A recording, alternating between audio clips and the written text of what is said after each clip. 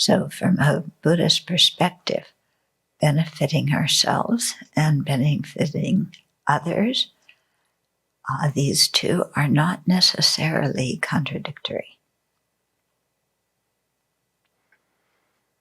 In other words, we can do both at the same time.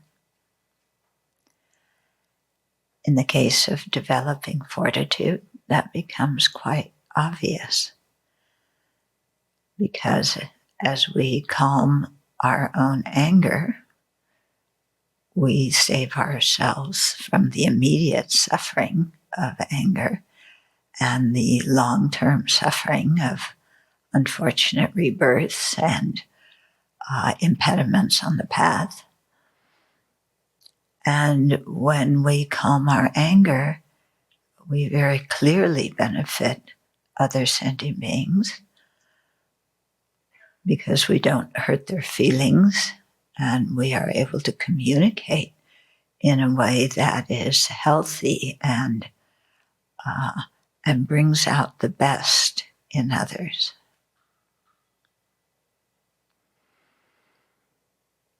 So there is absolutely no downside to ourselves or to others from practicing fortitude, only benefit.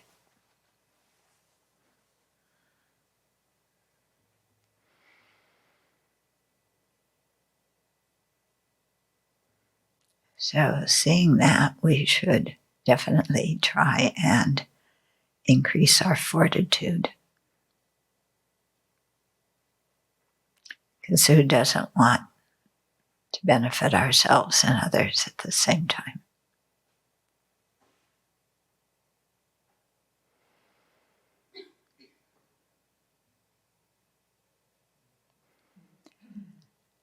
And by practicing fortitude, we eliminate a big obstacle to generating great compassion.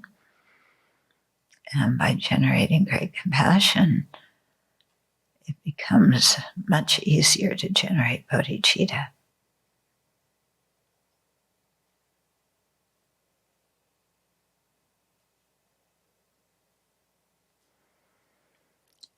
So let's develop the bodhicitta, the aspiration to become fully awakened in order to benefit others.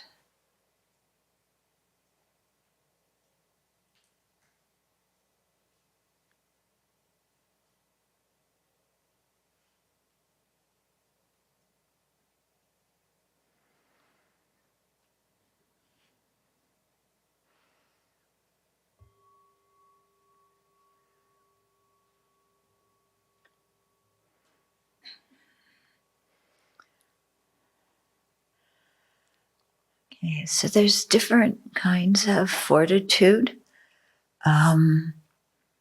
There's the fortitude to endure suffering, like physical suffering.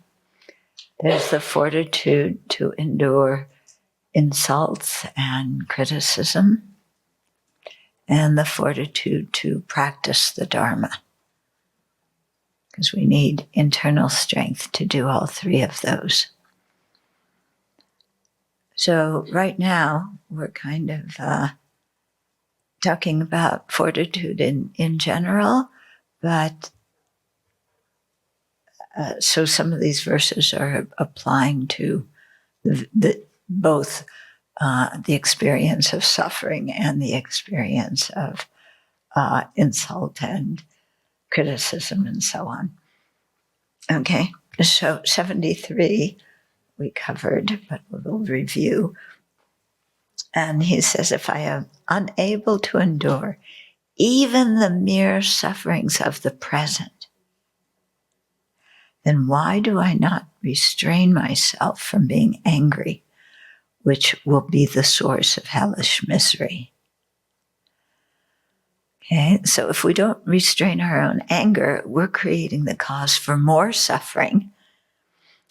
And if we're getting angry because of our present suffering and can't endure it, then we're just going to be magnifying that suffering in the future by creating its cause again and again. Okay, and we know that just in a very rudimentary way. You may start out, maybe there's one point of conflict. I'll tell you, this is the marital scene, okay?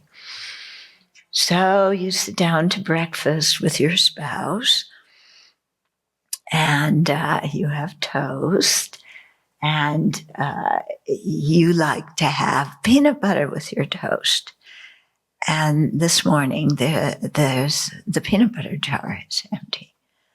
So you start out very calmly, honey, where's the peanut butter? Yeah. And your spouse says, oh, we're out. And you say, oh, but it's you did the shopping this week. Didn't you get it? No, I forgot. You forgot? You know I like peanut butter for breakfast. Look, I was in a hurry. I had to do this quickly, and, I forgot. Calm down. This is always happening. I ask you to do things and you forget. All the time you forget. Why are you on my case? You're constantly on my case. I am not on your case. I'm just pointing out how you need to improve so that you can benefit other sentient beings more. Just calm down, I can manage my own mind. Look, you are being passive-aggressive again. You know that I like peanut butter, and you deliberately didn't get it. Oh, stop your projecting on me. Why are you just putting all of that on me? Look at you. You do the exact same thing. Look, I'm fed up. We've been married 10 years. Every day you do this passive-aggressive stuff to get on me. I'm sick and tired of this. I am too. I want a divorce. You got one. Okay? And it started out over the peanut butter. Okay? So if we can't stand the suffering of missing peanut butter with our toast one morning, you're just in this life, you're compounding it, and you're getting, by the end of I wouldn't even call it a conversation, but by the end of whatever it is, you're getting a divorce. Yeah? Any of you had arguments like that with people? Yeah. So, just to try and practice some fortitude with small sufferings in this life has some benefits. And if we don't do that, even in this life, let alone how it creates problems for future lives, then we'll just have more problems if we don't do anything. Okay, so 74, for the sake of satisfying my desires, I have suffered numerous burnings in hell. But by those actions, I neither fulfilled the purpose of myself nor of others.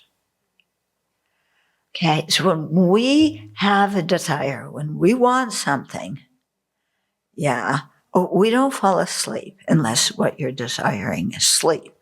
But otherwise, we are on it right away.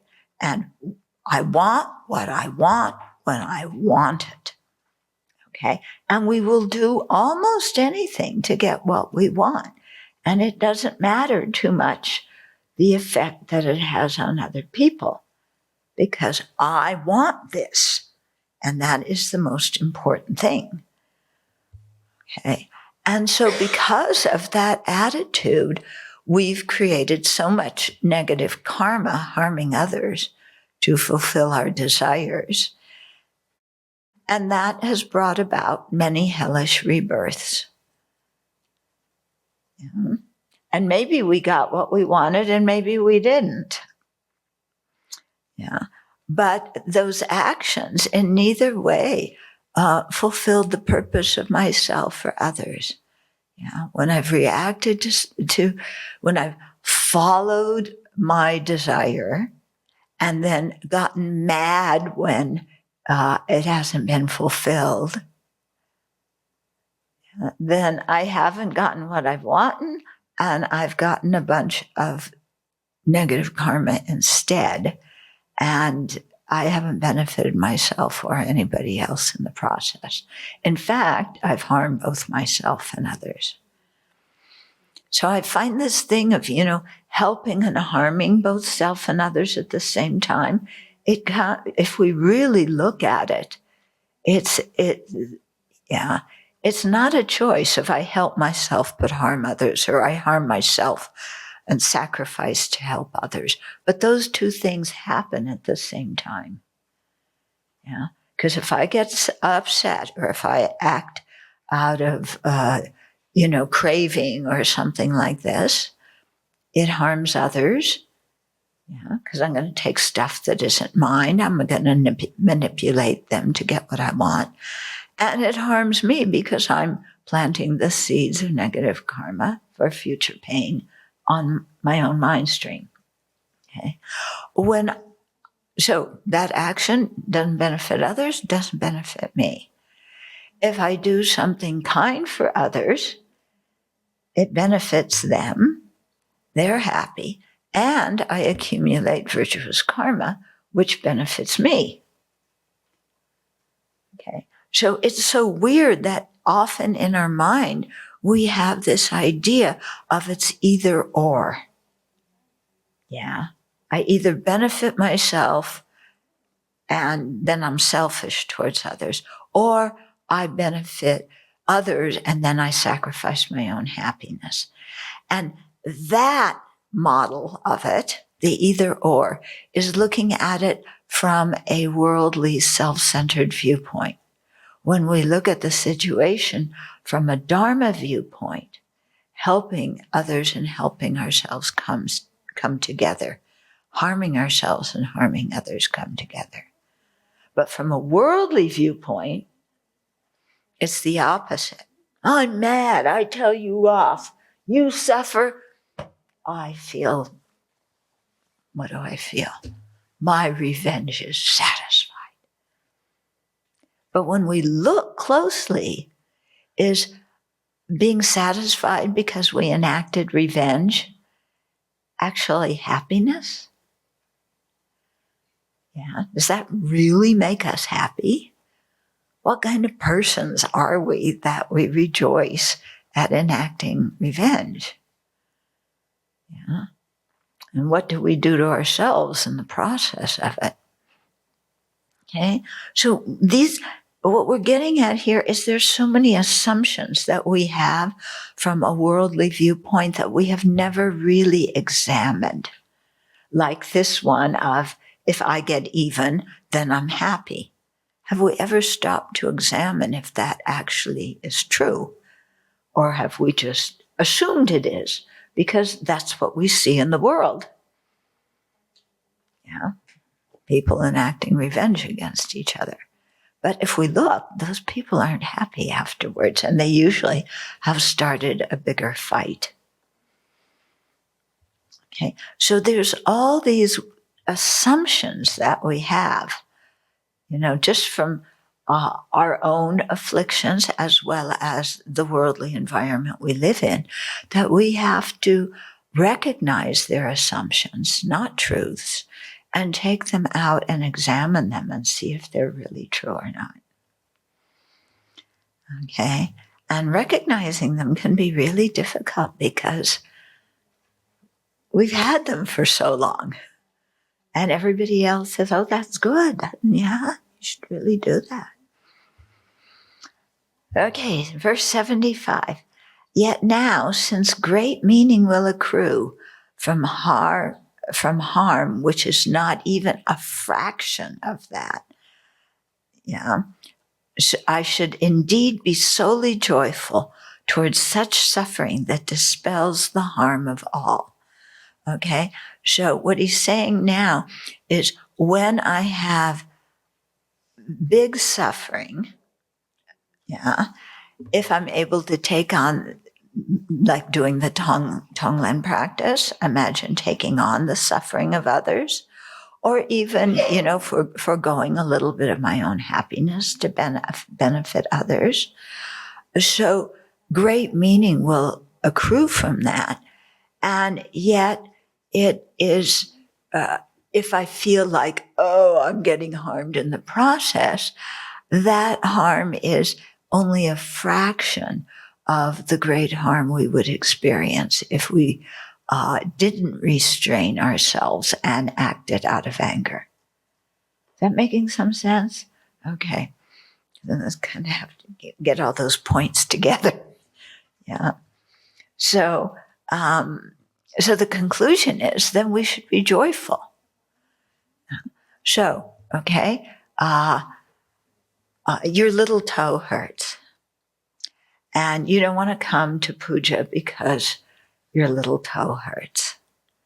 And it really hurts so bad. I mean, this is totally, all your attention is on your little toe because you did something to it. And it just hurts so bad. So you don't want to come to puja. Yeah. So you're mad at your little toe. Then you're mad at the whole community because you feel that they're going to be wondering where you are and why you're not there, and they're going to put a trip on you and you feel guilty for not being there, and but my little toe hurts, but they don't care about my little toe, those people. They just want me to be at puja. I got to follow this schedule. Yeah. Okay, I'm going to stay in my room. Phooey on them. Yeah. So we stay in our room. Our little toe still hurts in the room, doesn't it?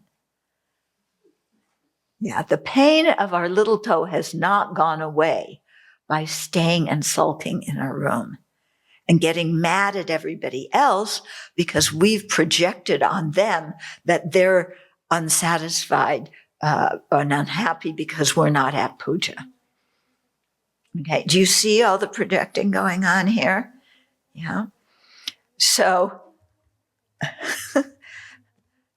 so I'm making myself unhappy. I'm making them unhappy.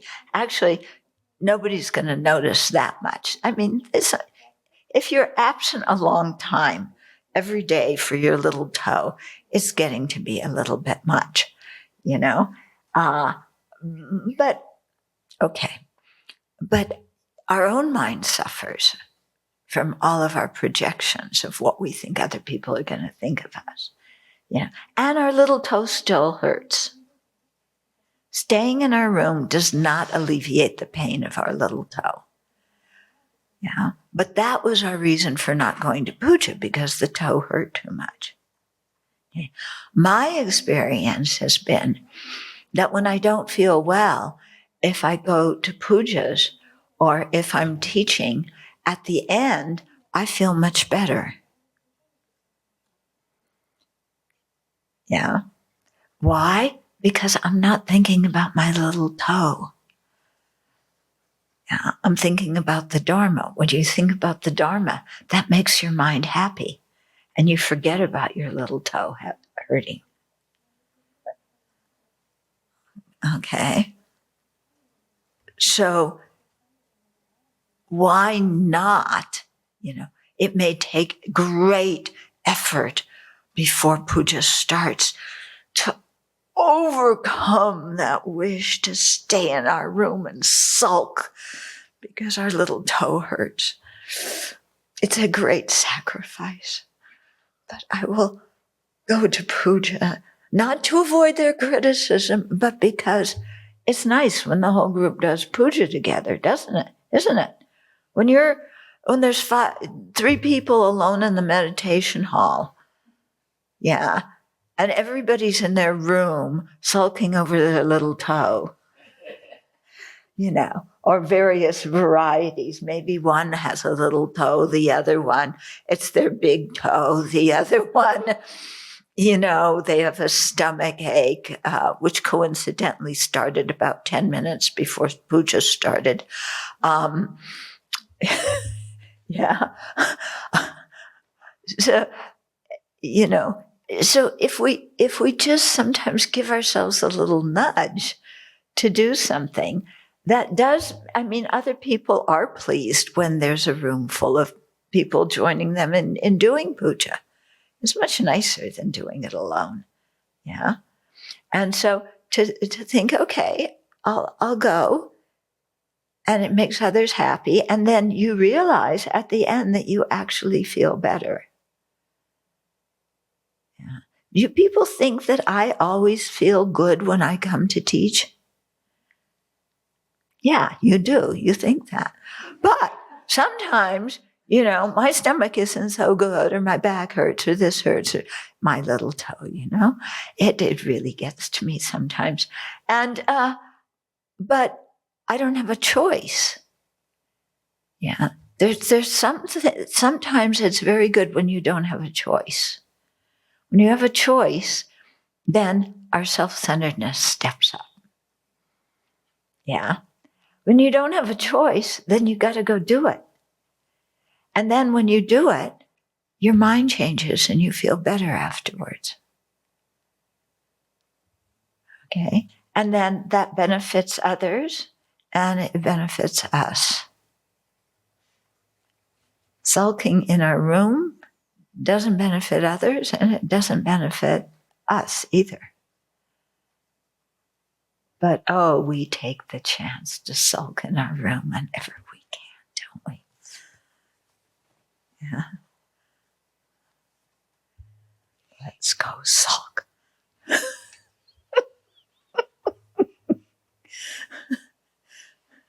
My schedule tonight is sulking. Sorry, puja's not on my schedule. Sulking is. Okay. Then 76. Should someone else find joyous happiness in praising my enemy as an excellent person, why mine do you not praise them too, and likewise make yourself happy? So here we're moving into some verses about jealousy. Okay. So here's someone who praises somebody else that we don't like too much. Okay. Maybe that person's criticized us. Maybe we compare ourselves to them and we lose out. Maybe they're even a little bit arrogant over us, which really drives us crazy. But somebody else falls for that person's big act and thinks that person's wonderful. I know they're a total fake and they're manipulating, but these other people fall for it and praise them. Ooh, how can that happen? But this person who's praising my enemy is happy because they're seeing some good quality in that person. Meanwhile, I am furious because that guy is a fake. I'm sure of it. Yeah, me, I am not a fake. I am completely genuine.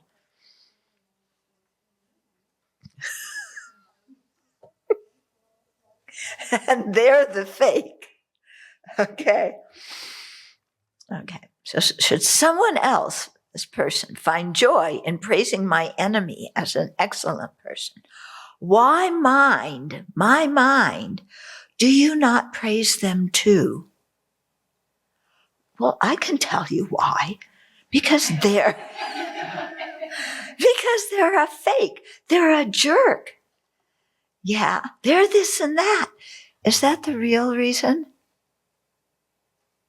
What's the real reason why I can't praise them too? I'm jealous. Yeah. I want that praise too. And I have my whole court case, proving how I should get that praise and not them. And no one else agrees with my court case. And they praise that person. And so Shantideva says, well, look, all these people are praising them. They're happy seeing his good qualities. Why don't you make yourself happy by praising them too? It's like, it would be easier if somebody said, why don't you have all your teeth pulled without anesthesia? I cannot do that. Jealousy is incredible, isn't it? When we are jealous, it is painful and our mind will not budge. When I lived in France, there was one older woman who came and she ordained. And then she found out that her ex-husband was living with another woman, and that this may have been going on before, some relationship before, when she was still married to him. She got so mad, and there was some jealousy in there. And it was like, wait a minute, you're a nun already. You want to go back to that jerk after what he's done? And so I told her, I said, look, you have the better situation. She's living with him. She has to pick up his dirty clothes now.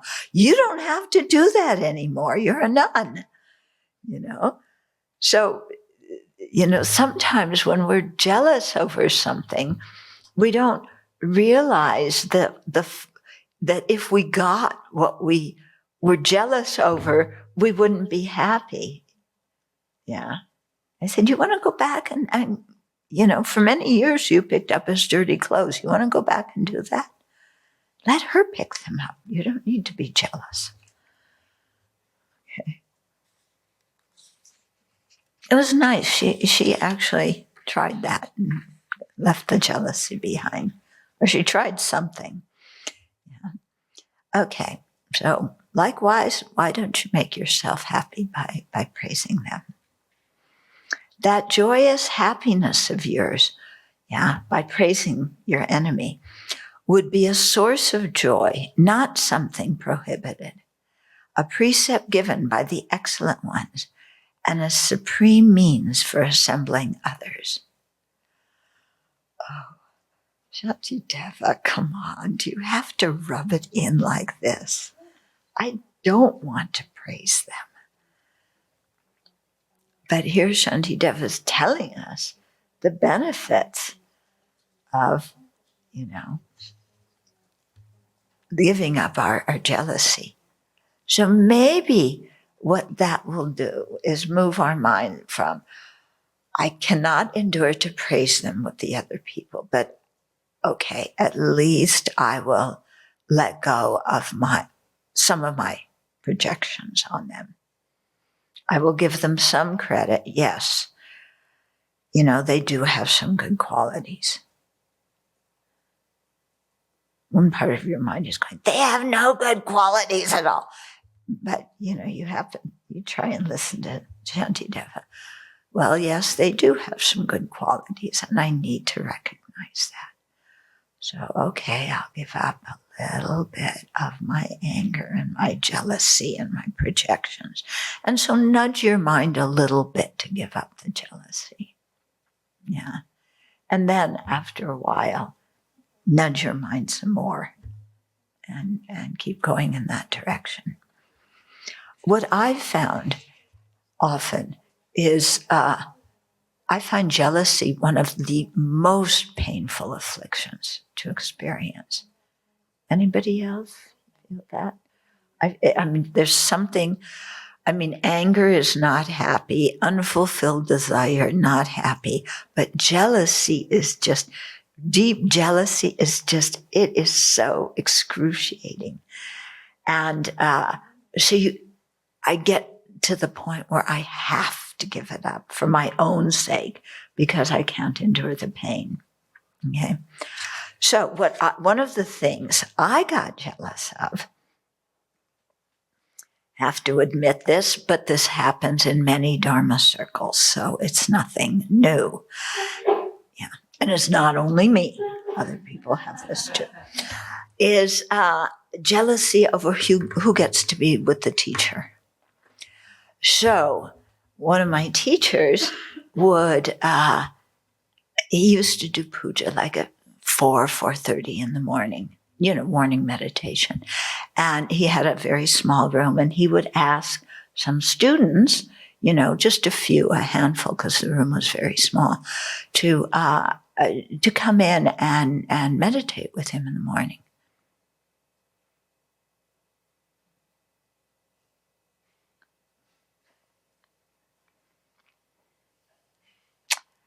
That's good. But I was not one of those people he asked to come.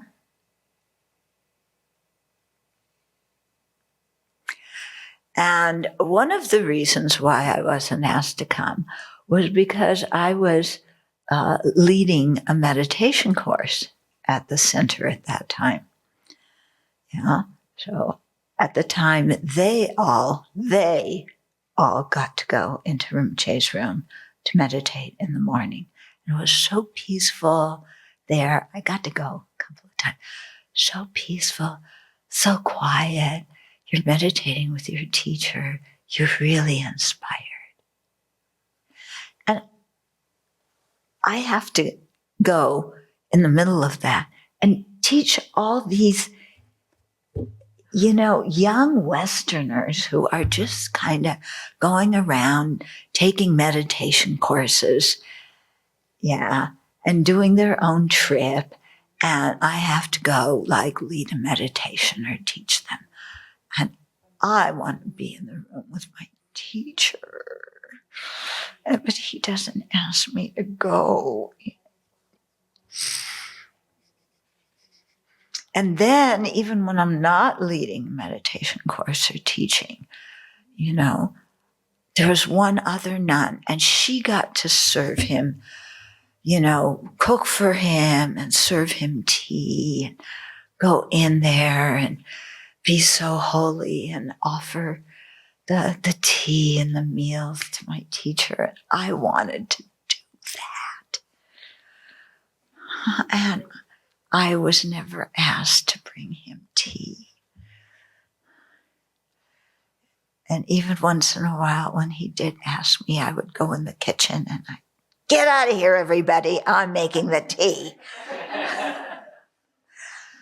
And it was just so painful. Especially, you watch everybody else go into his room and you're this isn't fair. And it was so excruciating that I remember one time sitting, when this happened in the afternoon, not just morning meditation, but for something in the afternoon, and other people are in his room, and I was sitting on the lawn outside, just burning inside with the unfairness of it all. And then I just said, I can't stand this pain. It's just too painful. I have to put this down. Forget about then.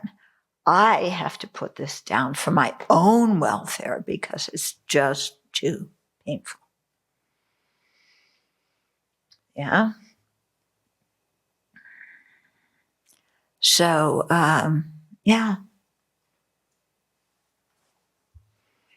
like I said, this kind of thing happens in many Buddhist groups. Yeah, it isn't something new. But nobody likes to talk about it as a problem. Or actually, they talk about it as other people's problems because those people are protective of the guru and won't let anybody else in the door. Or those people are the favorite ones that the teacher is partial towards. And me, like everything else in my life, I'm left out. Yeah.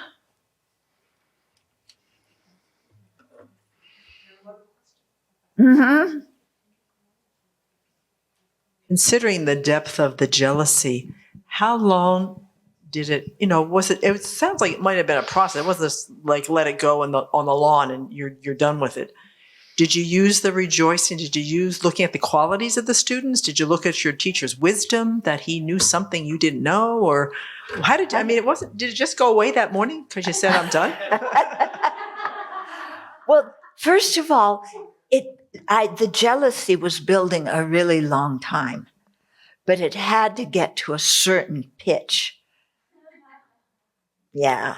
The mild jealousy didn't move my mind to do anything about it. I just kept getting more and more and more and more jealous until I couldn't stand it anymore, And then, what did I do? I think I just said, so be it. Yeah, it's a free world. My teacher can ask whoever he wants to come and do morning meditation with him.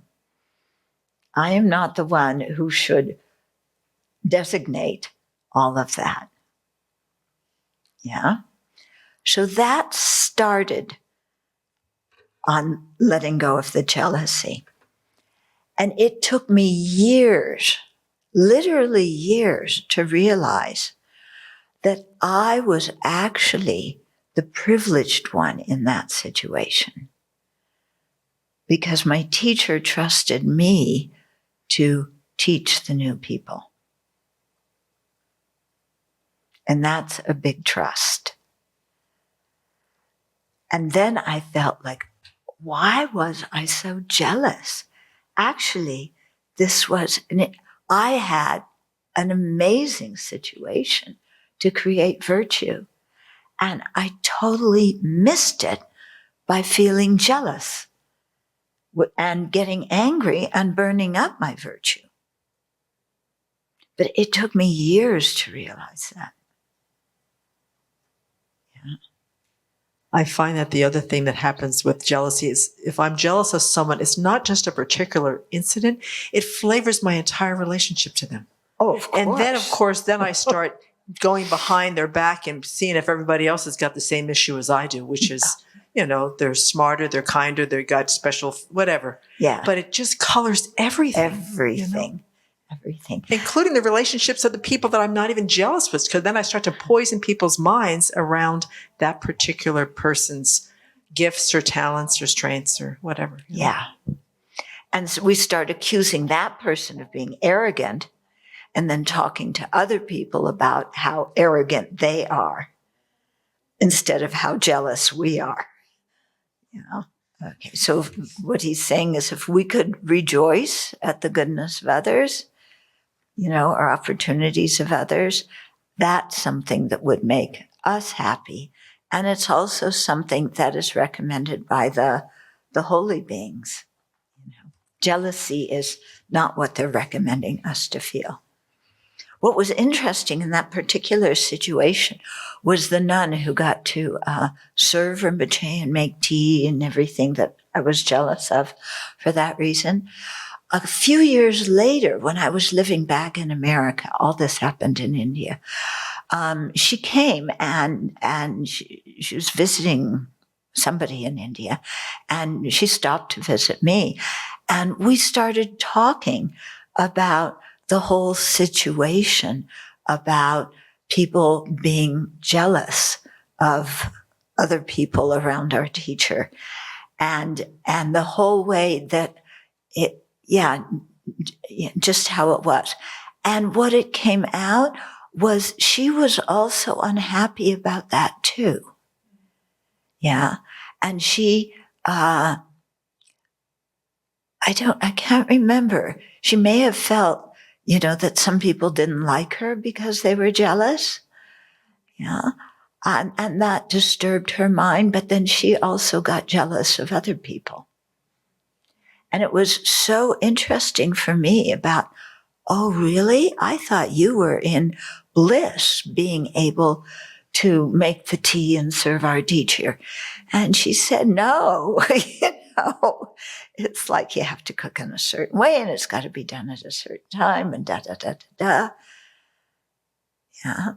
And other people like me were always coming and saying, I'm going to make the tea, when she had already made it.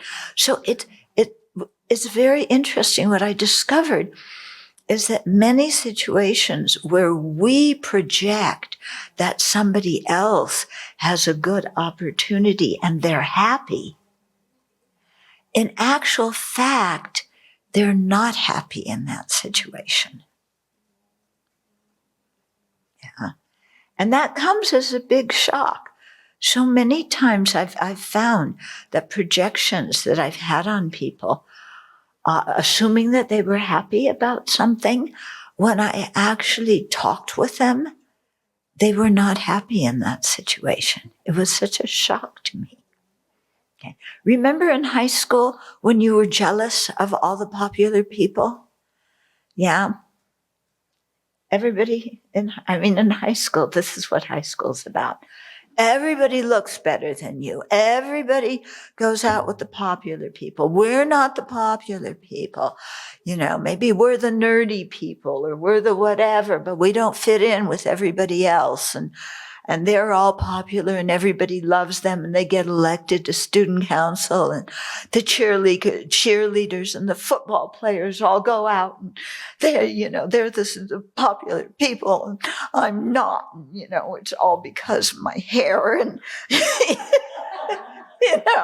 my hair and my complexion and how I look and, my clothes and I just, everything is, you remember high school? Okay, so when I went to college, one friend that I met there down the hall, she was one of these people who was beautiful, really beautiful. And I thought, oh my goodness, she just, in high school, she must have shone. And in college, she has so many dates and all the guys are around her. And then, as I got to know her, I began to see what a burden it was to be so beautiful. Yeah, because the people were attracted to her for her physical beauty and used her in that way instead of being attracted for what was inside and really appreciating her good qualities. And I had spent months thinking, she's the one that, if only I looked like that or I was like that. Then I realized, it's actually better not to be too pretty. It is, when you're really beautiful, then people relate to you in very weird ways and you get used and exploited. It's actually better not to be one of those people. Okay, so much for high school. But there's things that happen in high school that we think we've left behind, and we haven't.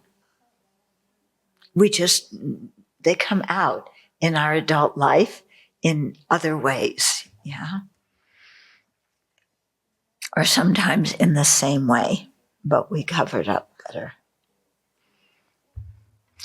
Verse 78, it is said that others are made happy through being praised in this way.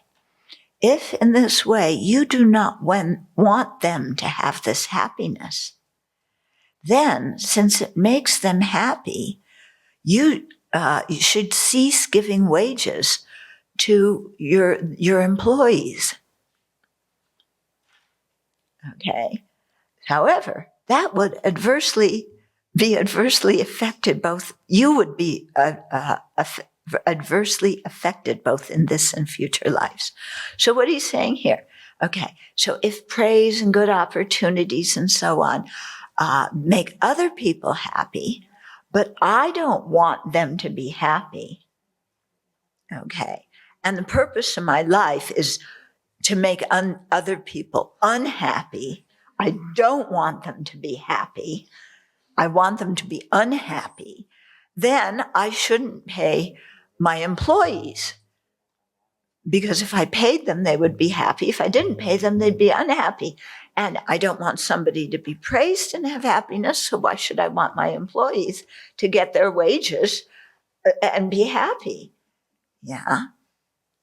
But, I mean, it makes sense, shouldn't it? If we are that adverse to other people's happiness, and we can't stand it when they're happy, then this is the way we should act towards everybody. But what happens when we do? Yeah, we are adversely affected both in this life and future lives. Okay, if you don't pay the people who work for you, you're going to have a lot of problems in this life, and you're going to be creating a lot of non-virtue that will ripen in future lives.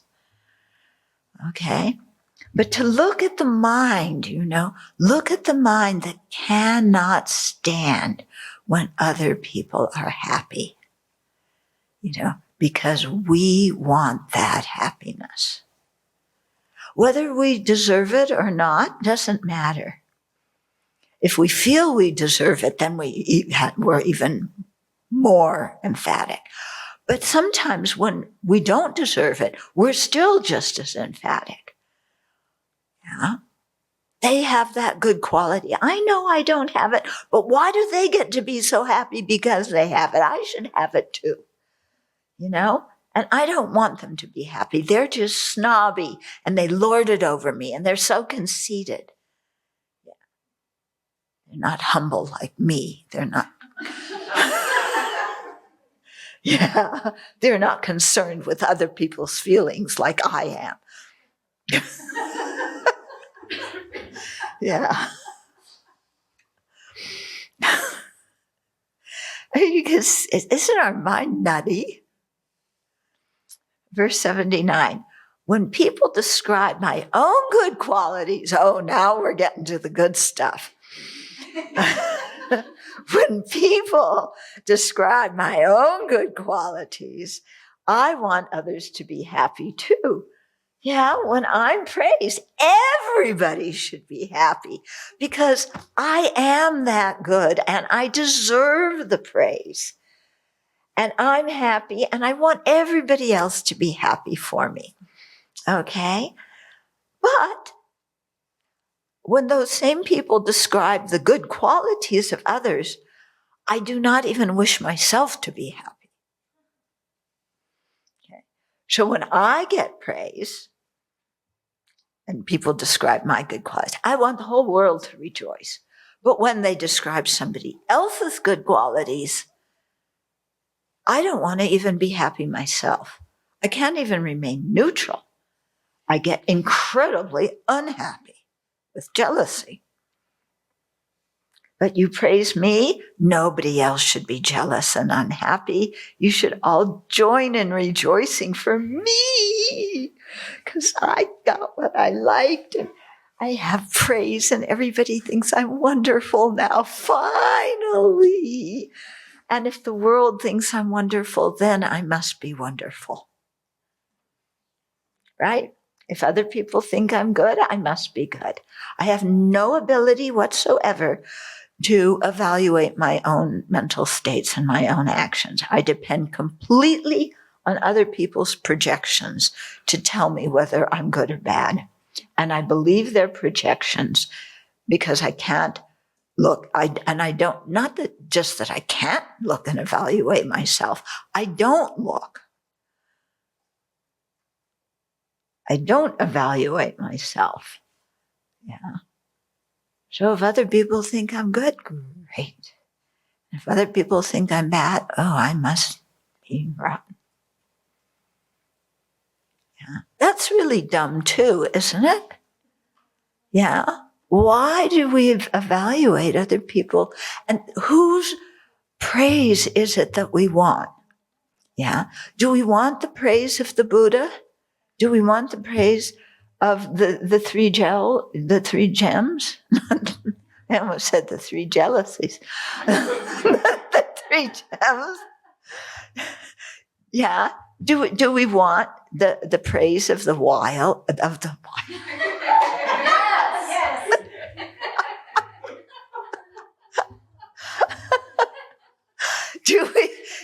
Do we want the praise of the wise? Yeah. No.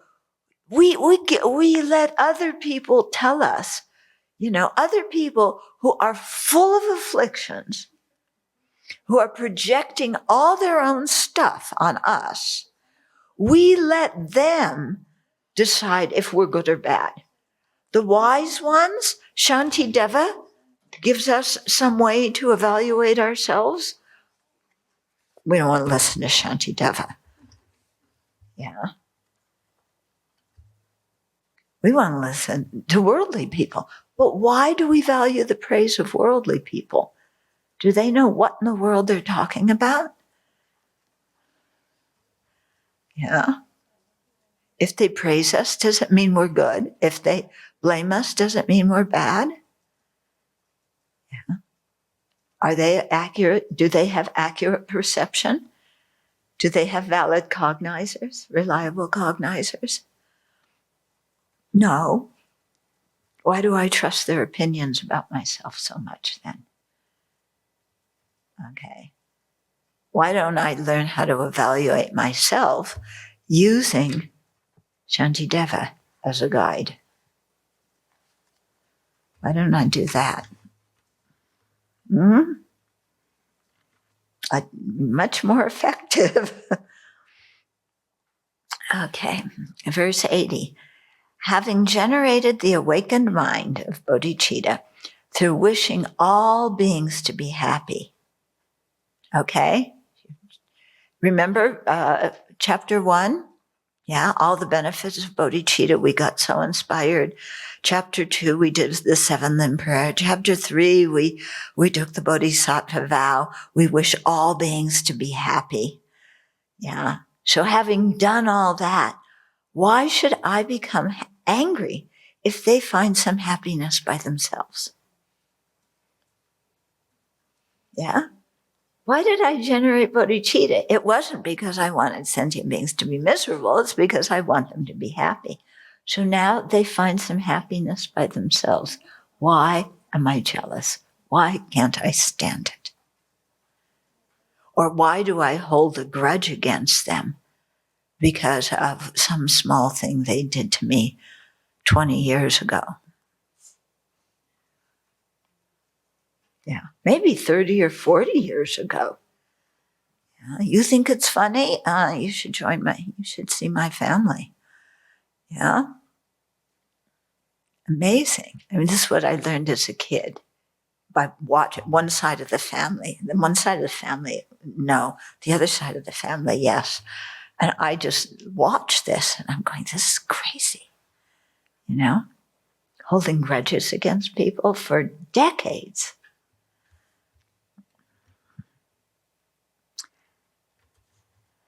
Oh, yes, the joy of family life. Okay, so why should we be happy if people find happiness themselves? Yeah, especially when we want them to be happy. Why shouldn't we be happy? Why do we make ourselves miserable by thinking we should have that happiness instead of them? 81. If I wish for all sentient beings to become Buddhas, worshipped throughout the 3 realms. Okay, think of that mental state.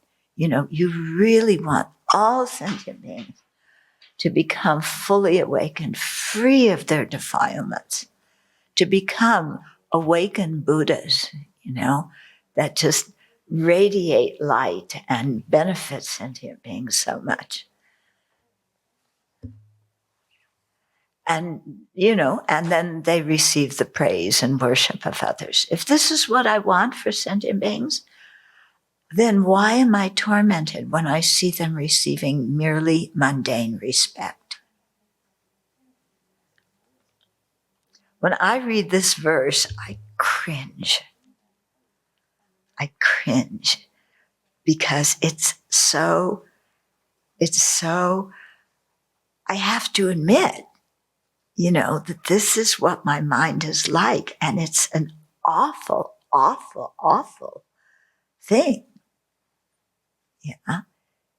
If on one hand I generate bodhicitta and I really want sentient beings to be happy, yeah, then would they get some worldly respect? And worldly respect is worth a zip. Yeah, it's really not worth anything. If you have dharma aims, if you have worldly aims, yes, pile on the respect. But if you have dharma aims in your heart, worldly reputation and respect does not do anything for you. So then why am I tormented? Yeah, when I see others receiving worldly respect, when I want them to become Buddhas who are worshipped by the whole world. Yeah, are you getting it? The contradiction in my own mind of having one set of values that I really sincerely believe, and then this backlog of disgusting afflictions that are the opposite. There's too much disharmony there to bear. I gotta give in some way, and I'm not going to give up the bodhicitta some way. I've got to give up the jealousy of others receiving mundane respect. Yeah. I've got to give that up. Okay. Do any of these verses make you cringe? Yeah. I mean, he's so pointed, and it's like, it's really true. And I have to admit that. I can't cover it up. Yeah. I may try to, but it's impossible. Yeah. You cannot fool Shantideva. Okay. So there I am. I better do something about my jealousy, my intolerance of others' happiness, especially of them receiving respect. Like I mentioned the other day, that they say that for meditators, that's one of the hardest of the 8 worldly concerns to give up. That it's harder to give up attachment to respect and reputation than it is to give up attachment to food and other sense pleasures. And yet, why are we so attached to what other worldly people think? Yeah? Why do we give all of our power to worldly people to tell us if we're good or bad, if we're worthwhile or not? Why can't we evaluate our own mind using the standards set by the Buddha, who we regard as the one who really knows what's going on in the world? Yeah.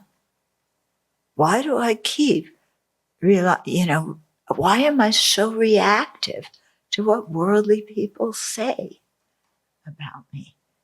It really doesn't make much sense. So I have to learn to evaluate myself. It doesn't matter what worldly people say, because, okay, have you ever known in your heart that you have a very selfish, rotten motivation for doing something, but you succeeded in fooling other people and they praise you for doing that action? Yeah.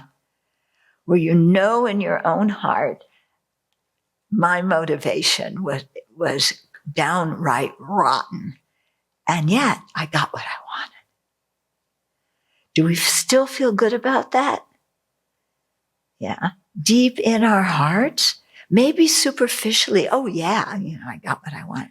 But deep in our hearts, we're the ones who have to live with ourselves 24/7. Deep in our hearts, do we like that person who has a rotten motivation and used it to fool everybody else? No, we don't like that person. Yeah. So I have to look at my own motivations. And if I don't like the person who has succeeded in pulling one over on other people, why, when, these people are so foolish to believe that I'm such a nice person when I know that my motivation was rotten? If these people are so foolish to think that, when they praise me, why do I, when they criticize me, why do I take their criticism to heart? Why do I believe it when they criticize me? Yeah. Do worldly people really understand reality? Do they know what's going on? They're seeing things through their own, their own proliferations and projections. So why do I trust that? Why don't I trust my own ability to acknowledge my virtuous motivations and my rotten motivations? And if I had a good motivation for doing something, why do I crumble when I get a little bit of criticism from other people? Yeah. If I checked before, my motivation was good, then why do I just, they criticize me? Then just feel like my world's crashed and start to hate myself. That's ridiculous, isn't it? Yeah. If we know our own mind and we acted with a good intention, why are we so susceptible to criticism? And if we know our own mind and we know we acted with a rotten intention, why do we delight in other people's praise, which we know is false? Okay? So the whole point here, and this is a very important point, and if we're able to practice like this, it will save us a lot of suffering.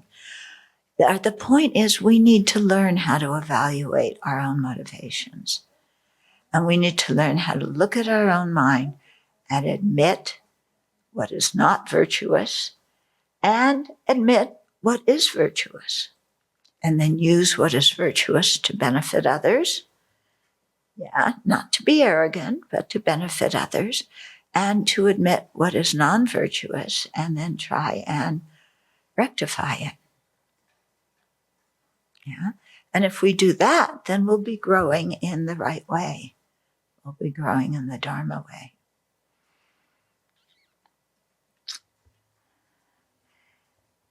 '82.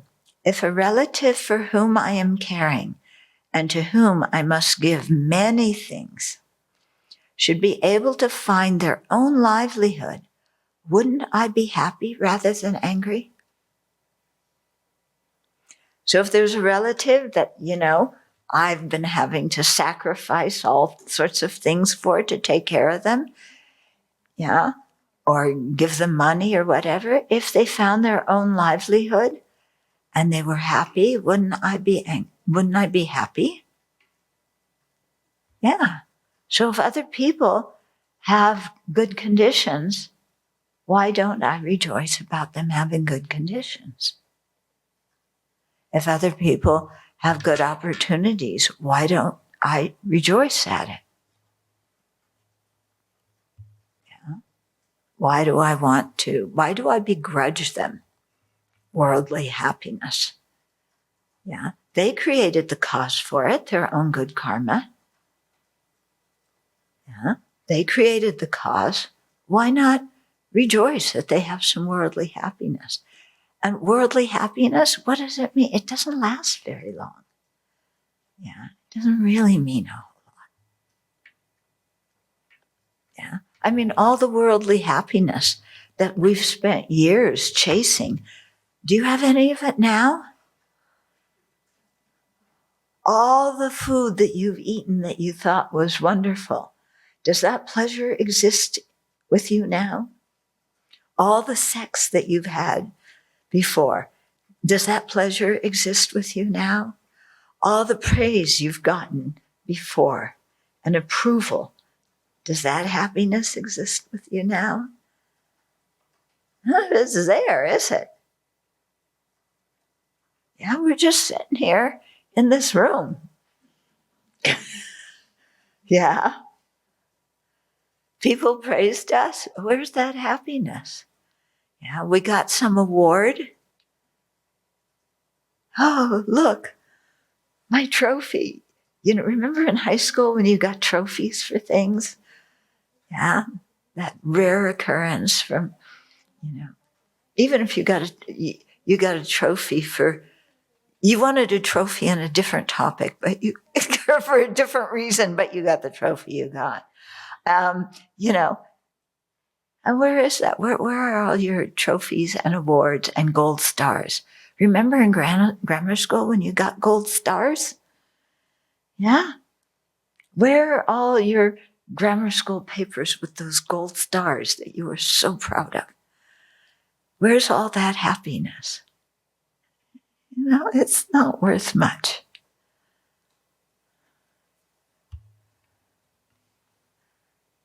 Okay. Wouldn't it make you happier to give other children gold stars or to tutor kids who didn't get gold stars but really want to learn, and the kids who want to feel better about themselves but nobody gives them a break?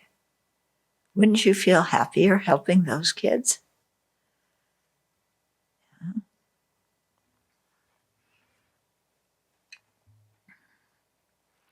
83. If I do not wish for beings to have even this, any kind of worldly happiness, how can I wish them to awaken?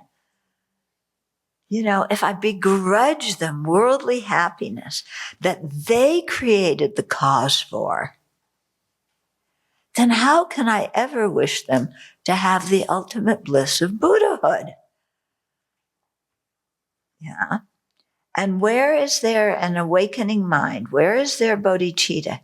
In one who becomes angry and jealous when others receive things. Cringe. Yeah, he's right. Yeah. If I don't wish others to have even worldly happiness that is not worth very much, how can I wish them to awaken and have the supreme joy of Buddhahood? And if I really have bodhicitta, or maybe I don't, because in somebody who becomes angry when other people receive things due to their own virtue, if I become angry at that, do I have bodhicitta? Mm-mm. Yeah, no way. So what is really more important in my life? Yeah, begrudging them worldly happiness or my generating bodhicitta? My generating bodhicitta is going to bring me a lot more happiness. Yeah, because I want others to have more happiness. So, okay, mind, you need to change the way you're looking at this situation.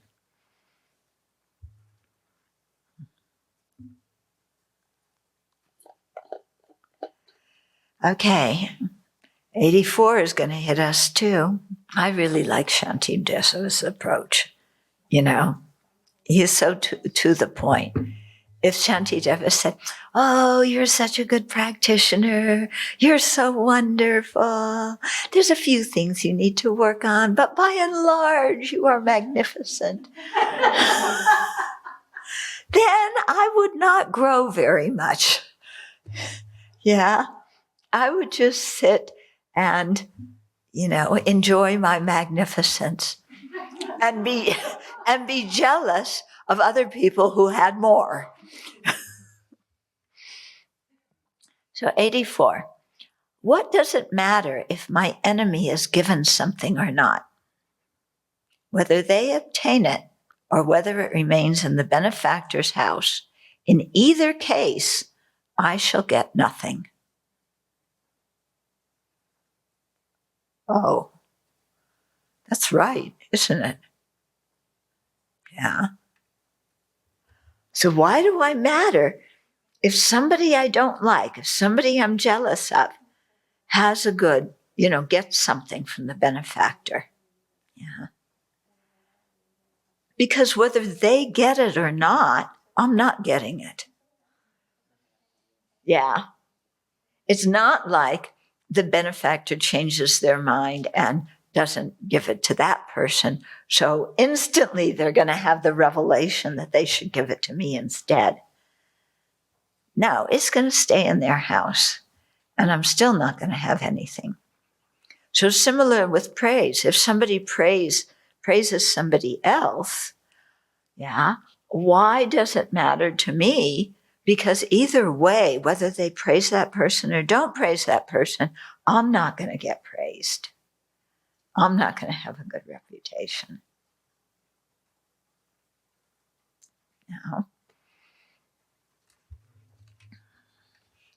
But then how we think, the benefactor gets something. Oh, wow, look at that. They got a new robe. It's so nice.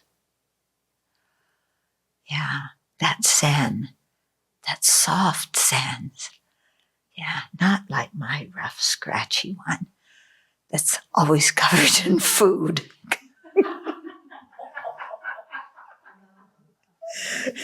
Because I'm a slob.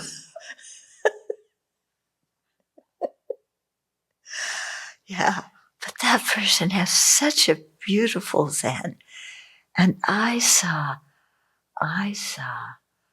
oh, it was Whitney who gave it to her. Oh, Whitney gave her that Zen. I should have gotten it. Why did Whitney give it to her and not me? It's not fair. I should have it.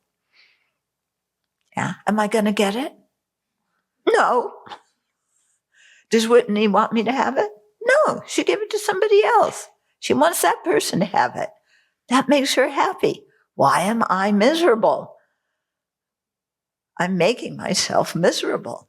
This has nothing to do with you, Whitney. There's another person named Whitney that I'm talking about, okay?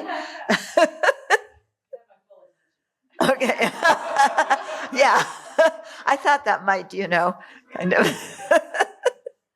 It helps to drop names from time to time, and people wake up. Okay. So let's just pause here. Yeah. Do you have any questions or comments about this? So why do we do all of this stuff? But the sense of self needs to be affirmed, needs to be recognized, even in the depth of its misery. I exist. Yeah. I mean, it all goes back to the insecurity of I may not exist in the way I think I exist. And the suffering even validates, oh, I exist. Yeah. I was thinking the same thing as Venerable Semke during this, and it reminded me of our primate ancestry.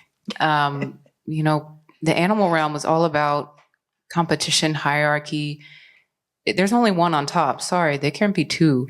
So I see a lot of this constant comparing and who's up, who's down. I see a lot of conditioning maybe from the animal realm operating. Aren't we in the animal realm?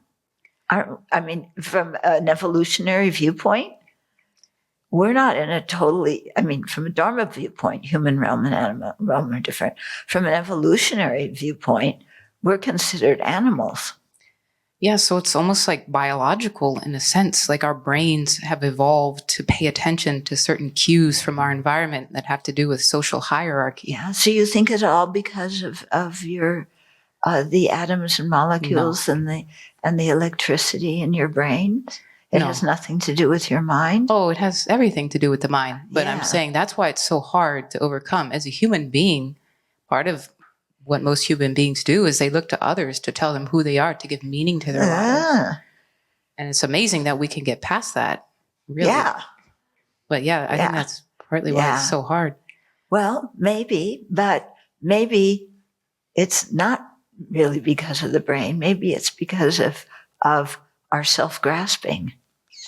If we didn't have self-grasping, then would we think like that? Are there beings who have the same kind of brain we do who don't react to those things the same way we do? Yeah. So there may be something, but I wouldn't attribute everything to that. Because otherwise we could never change. If our biology determined us, then we could, forget Buddhahood. Forget anything, we could never learn. I was thinking that the third immeasurable, meditating on sympathetic joy, like on a regular basis, could really help reduce jealousy. Yes. Yeah. One of my teachers, whenever he leads the 7-limb prayer, he gets to the 4th line, we stop and meditate. Yeah. The 4th line is rejoicing. And there's a reason for stopping there. Yeah. Because we would really create so much more happiness for ourselves if we learned how to rejoice. Some people say rejoicing is difficult for them. That doesn't come to mind immediately, when jealousy is upfront. And, in German, the translation is to have joy with somebody together. The translation is like that. Mm-hmm. So making connection. That's basically what's in the word. Yeah. And so for that, you first need to have a good connection with yourself.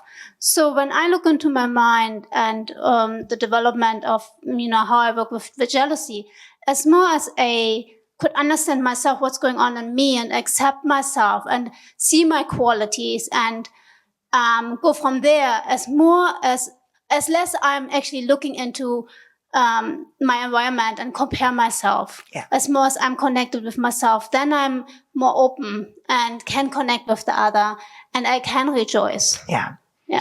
And that's the whole advantage of cultivating self-esteem, by learning to evaluate ourselves and learning to appreciate our Buddha potential. Yeah. Just a question, does anybody here find rejoicing at others' good qualities easy? Yeah? Oh, one person, that's good. Yeah. It can be. Huh? What? Sometimes? Yeah.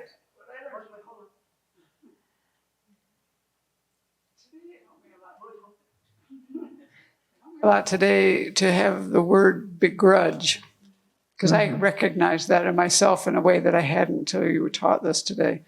I hadn't thought of myself as jealous, and I realized, that is what that is. Sometimes it's making the connections. But I also am happy for other people when they have good situations. Yeah. What I meant to say. Not always. What I meant to say was, when you're jealous, is it easy to remedy it by practicing rejoicing? Yeah. Rejoicing is the antidote to jealousy. Is it easy to do that, to apply that antidote when you're jealous? No. Yeah. Hold on. Line, it says, I make myself rejoice for the person I feel jealous about.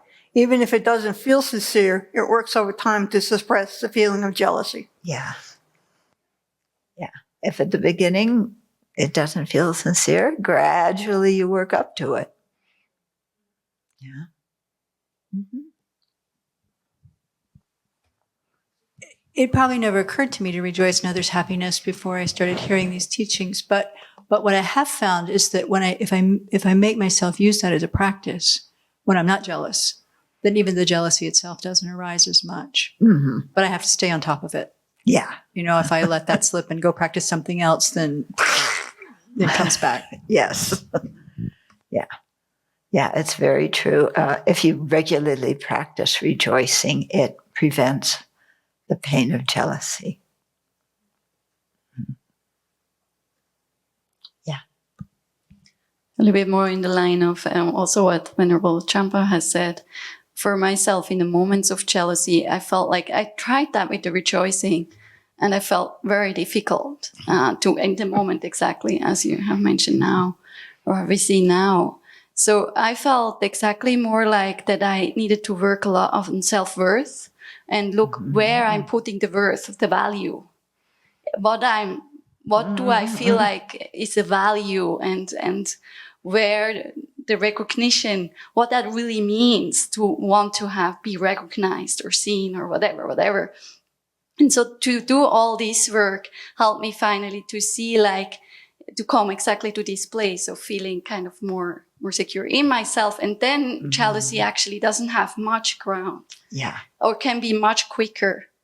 I felt much quicker remedied when I'm there inside myself. Mm-hmm. And then also rejoicing can come easily, because then you see the potential in the others also more easily. And, Yeah.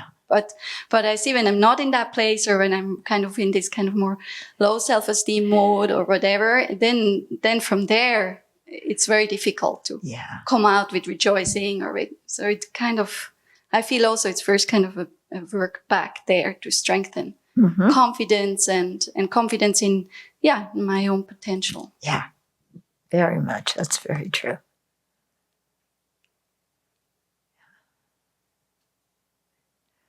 But this idea of jealousy as connecting with the joy of somebody else, this is what Shantideva is saying. When your enemies praise, why don't we let ourselves be happy?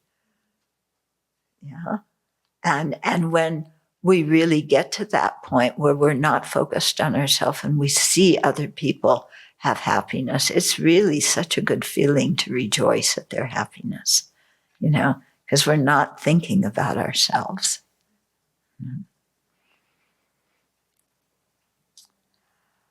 Okay, so we'll dedicate.